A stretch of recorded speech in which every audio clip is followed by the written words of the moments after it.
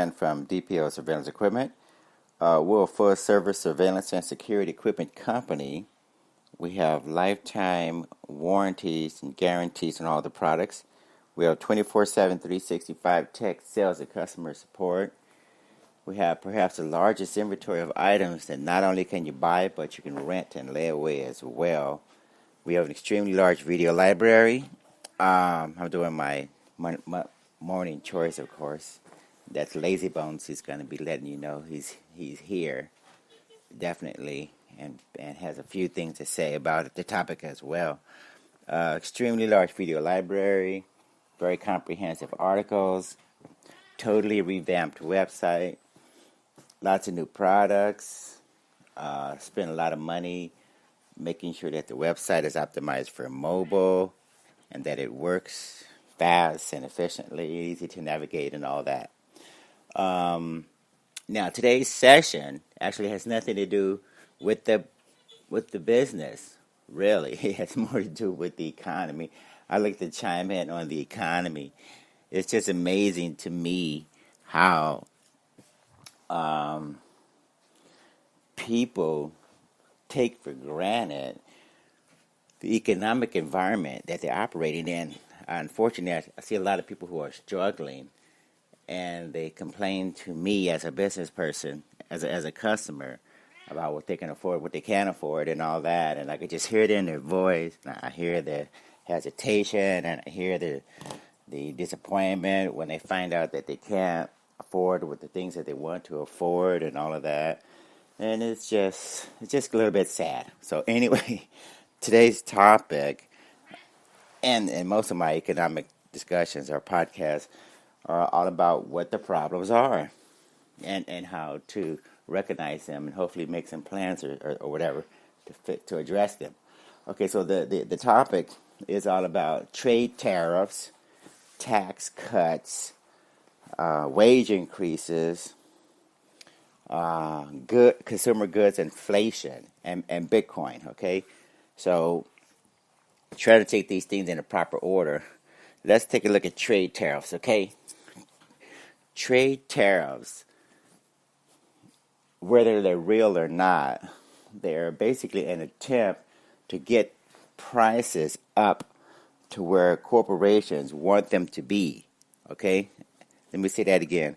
Trade tariffs are simply an attempt for corporations to get the prices of their goods up to points where they really want them to be in the first place in order to make money. When you're losing money, when you've done the most stupid things to outsource your product, outsource your manufacturing, rip off your employees, drain the wallets of your consumers, this is what you do. You go to Washington and you complain about trade tariffs as if that were the solution to the problem. Okay, so anyway, trade tariffs, just so you guys will know, that simply implies that goods coming into the United States from other countries, some of the same countries where our companies in America, we have we put manufacturing over into some of those same countries. So the same idiots who are complaining that certain products are too expensive in terms of what they ultimately cost, or whatever the price the goods ultimately costing. We're trying to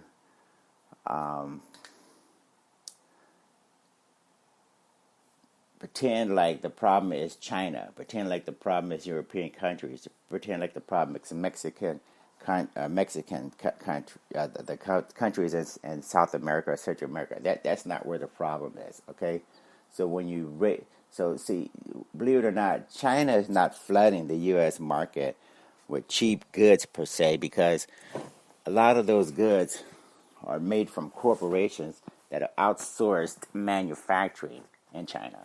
When General Motors makes an automobile, that automobile is assembled in 10 or 15 different countries.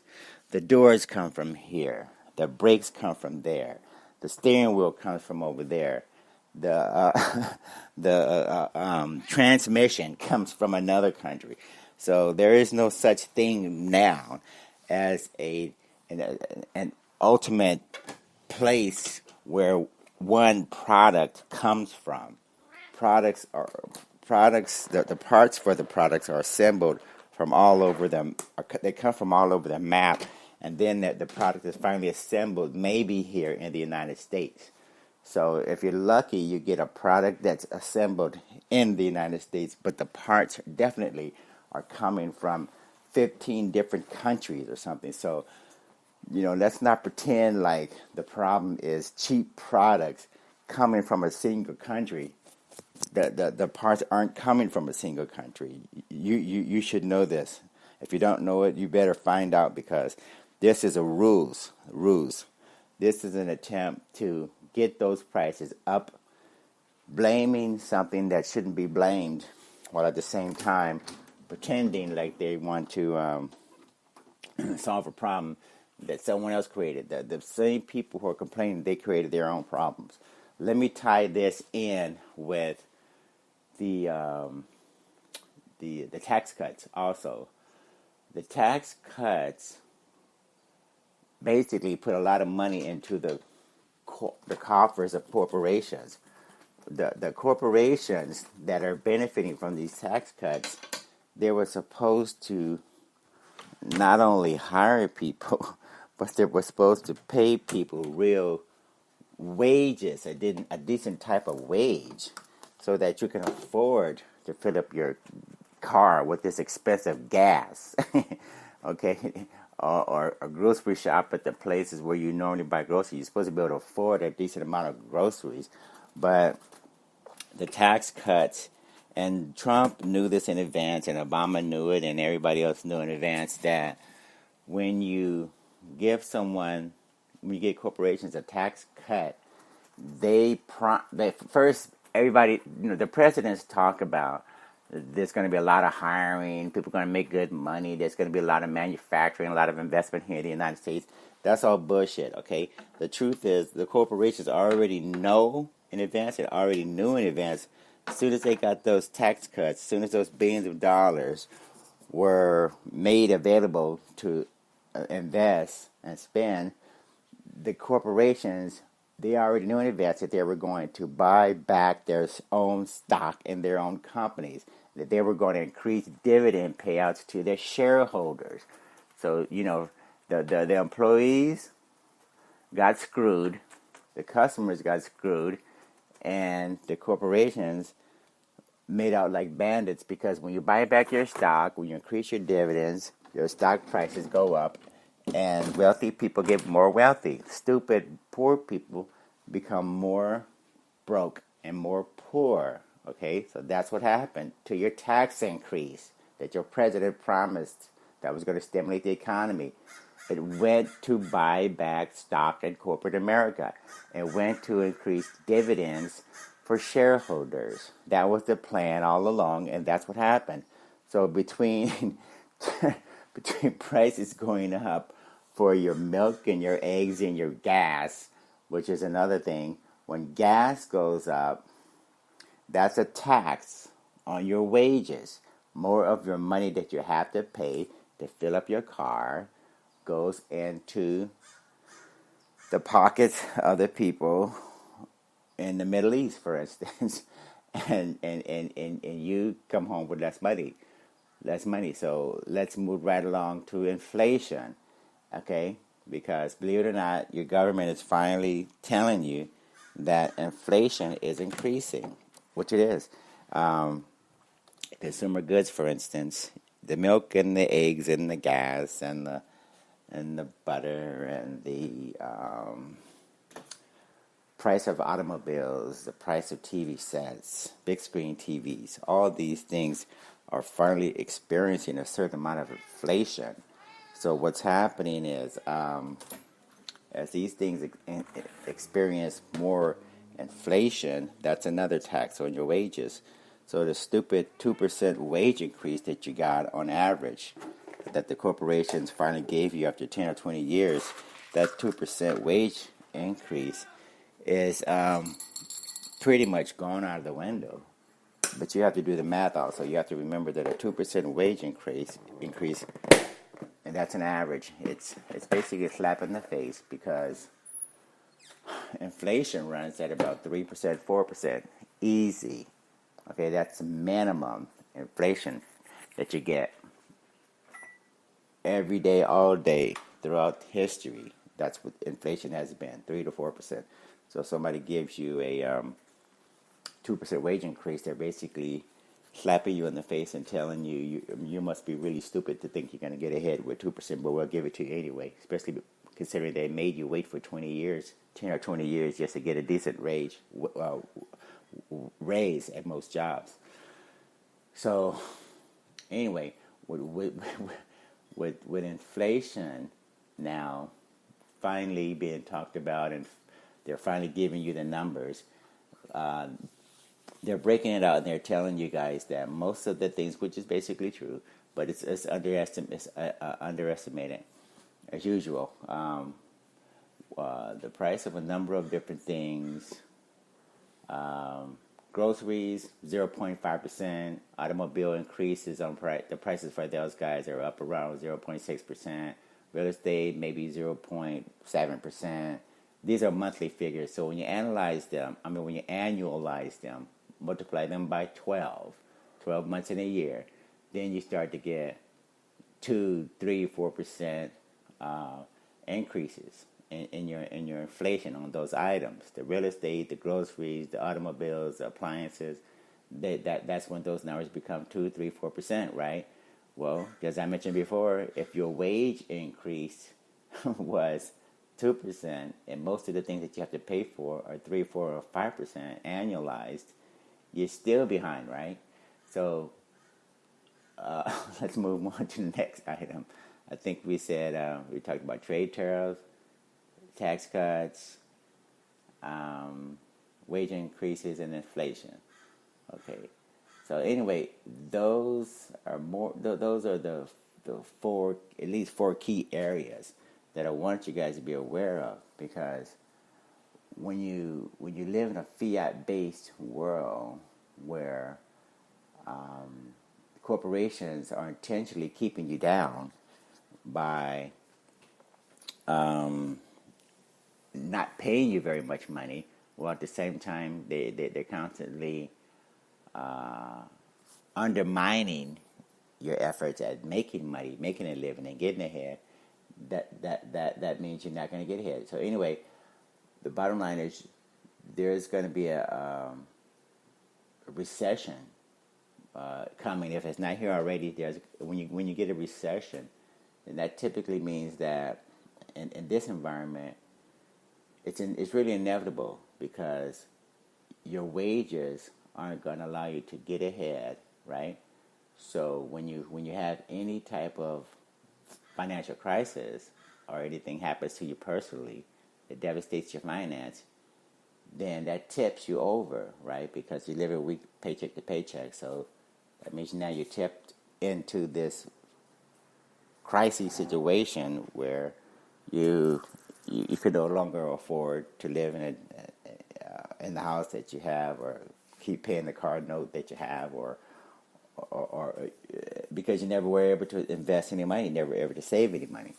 So anyway, we wanted to bring all this to you guys' attention, so you're aware of what you're up against, okay? Because it's pretty sad. Now, how does it relate to Bitcoin? Well, a lot of you already know, I'm a big Bitcoin fan, and you want to take a look at something that has this deflationary aspect to it. In other words, the people who, like myself, who were investing in Bitcoin 4, 5, 6 years ago, we know that never throughout history where your own currency, your own money, for instance, can go from, who knows, $2 or $3 a Bitcoin all the way up to like $6,000 a Bitcoin, where it is now, and that's down from 20,000. It actually went up to 20,000. So anyway, besides the idea that a lot of us did very well, this is an alternative for people who want to get away from this fiat-based rigged economy that a lot of you are trying to abide by and adhere to and be a part of, because you don't know any better. If you don't know any better, then that's what happens, right? But I try to lay out as much as best as I can. I'll put this podcast associate this podcast with an article, so you can see how inflation has erased your wage increases. How the tax, well, I'm telling you right now, the tax cuts for corporate America they're not going to put money into your pocket by paying you decent wages. They're going to buy back more stock and reward more shareholders. The tariffs are going to increase the prices even more. So you think prices are unaffordable now? They're going to be more unaffordable because the basic materials are going to go up. The steel, the aluminum, commodities, soybeans, fruits and vegetables, all these things are going to go up. So that's going to really cause a major impact on your budget, on your finances. And what else? The tax cuts, the wage increase, inflation. Okay, all these things are going to be devastating for a lot of people. Okay, so anyway,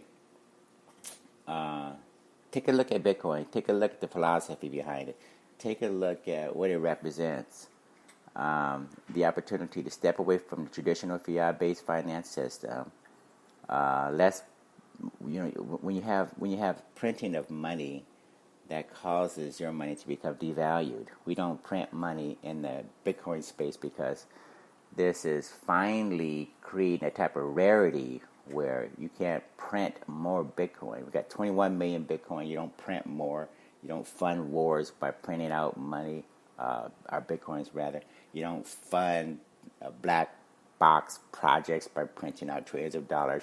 You don't fund overthrows of governments and do regime change by printing out more Bitcoins. It just doesn't happen, and it won't happen with this ecosystem that we're building, this infrastructure that we're building.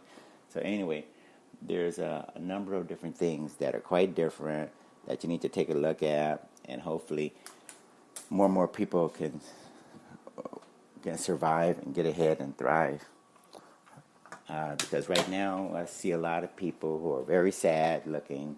They're not really participating in life as much as they should, and things that were affordable are not affordable at all to them in this environment. So anyway, this has been a long podcast. I'm going to let you guys go. You guys have a great day. We'll talk later. Thank you. Take care. Bye.